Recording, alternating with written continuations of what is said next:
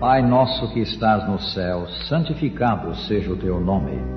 Venha o teu reino. Seja feita a tua vontade, assim na terra como no céu. O pão nosso de cada dia nos dá hoje, e perdoa-nos as nossas dívidas, assim como nós perdoamos aos nossos devedores. Não nos deixes cair em tentação, mas livra-nos do mal. Porque teu é o reino, e o poder, e a glória, para sempre.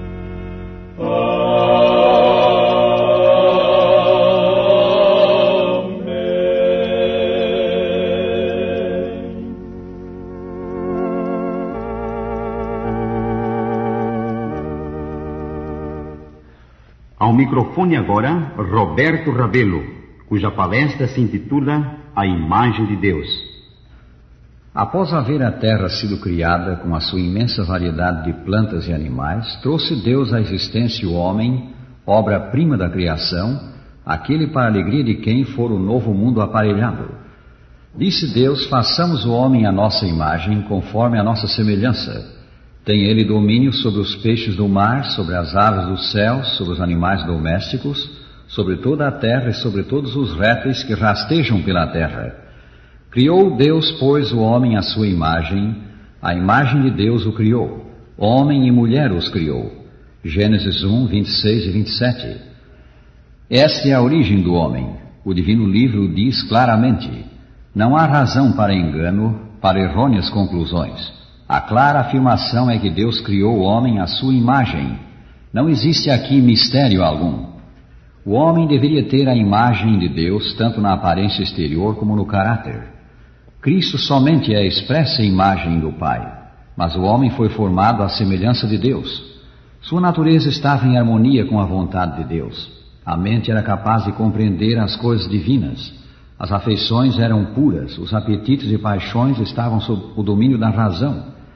Ele era santo e feliz, tendo a imagem de Deus e estando em perfeita obediência à sua vontade. O homem foi posto como representante de Deus e como governador do novo mundo. Ele era o rei Adão I. Eva era a rainha. As ordens inferiores de animais não podiam compreender a soberania de Deus, mas eram capazes de amar e servir o homem, seu representante.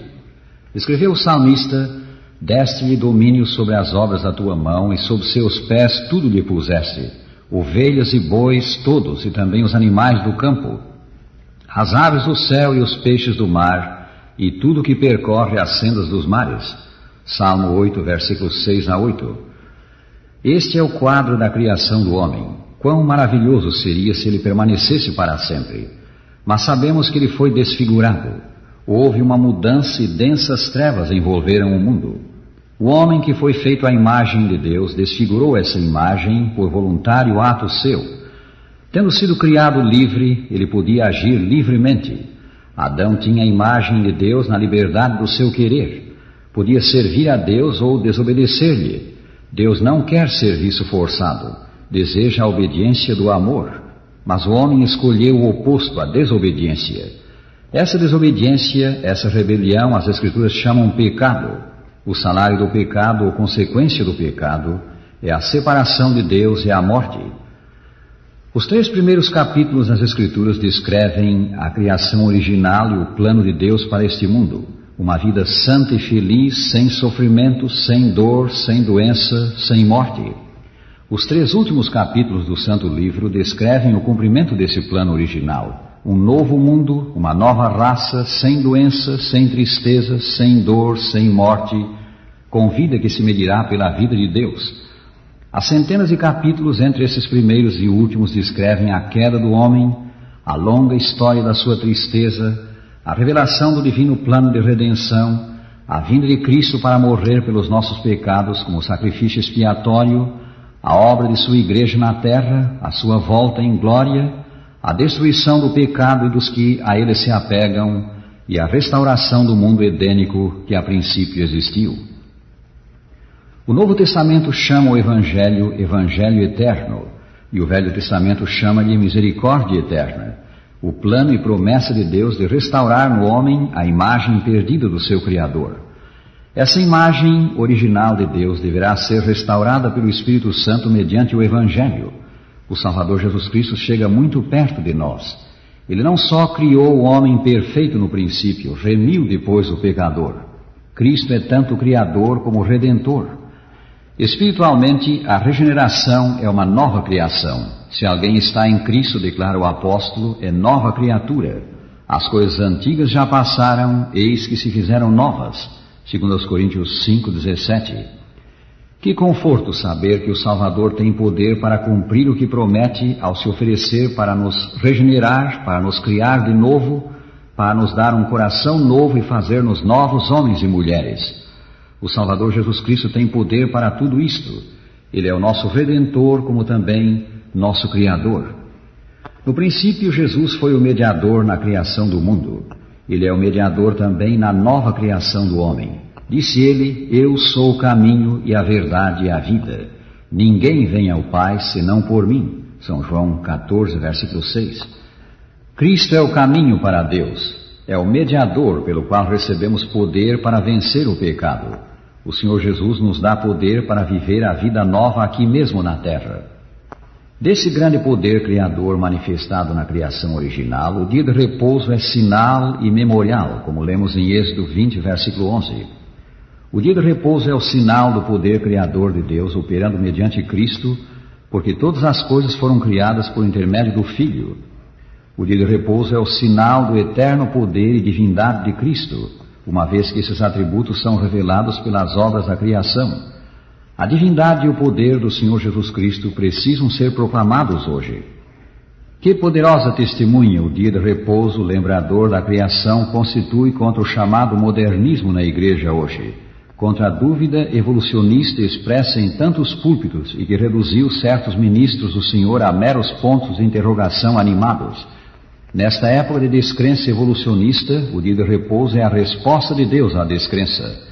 Ele é um indestrutível monumento em que se acha inscrito o nome do verdadeiro Deus. No meio da confusão dos últimos dias, ele dá testemunho do poder de Deus.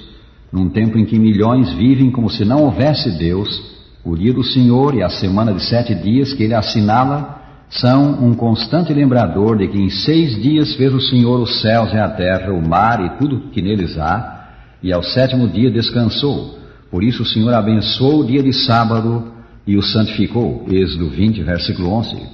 Isso ocorreu no princípio, no fim da semana da criação.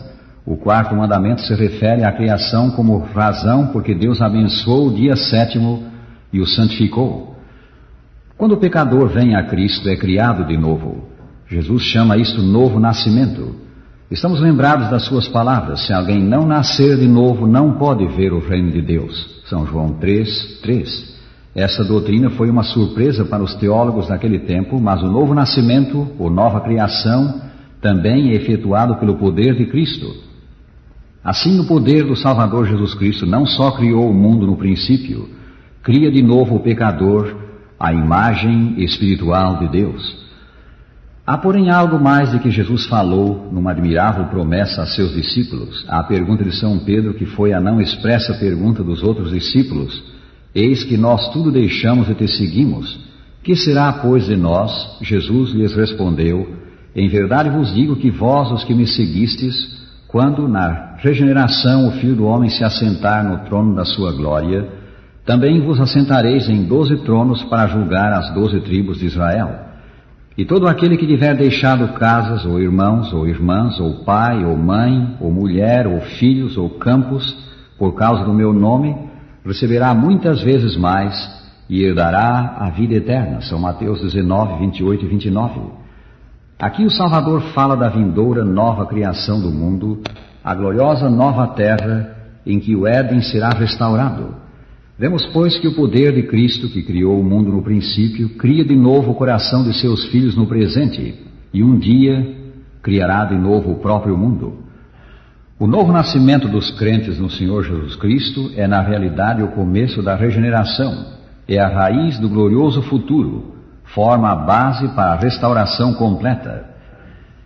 Temos a clara promessa do Senhor de que os que o seguem aqui na regeneração da vida partilharão da vida eterna quando o mundo desfigurado e arruinado pela queda do homem for renovado e o universo inteiro restaurado à sua original perfeição. Vemos, pois, que o Criador do mundo, o Senhor Jesus Cristo, E o Cristo que nos salva do pecado agora é o que trará à existência o maravilhoso mundo por vir. A fé em Cristo como Criador e Redentor está levando centenas de milhares a voltar ao dia de repouso instituído no princípio como lembrador de sua obra criadora.